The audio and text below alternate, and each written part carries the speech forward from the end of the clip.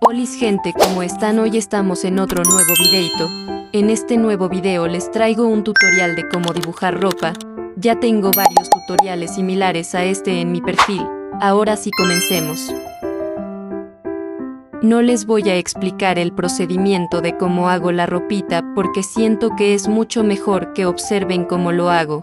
Y el motivo de por qué les estoy haciendo este tutorial es porque me lo pidieron un montón, ya que ayer subí esta publicación preguntándoles si querían que les hiciera un video sobre cómo dibujé esa ropita, y la mayoría de ustedes querían que sí lo hiciera, así que aquí estoy, siempre complaciéndolos.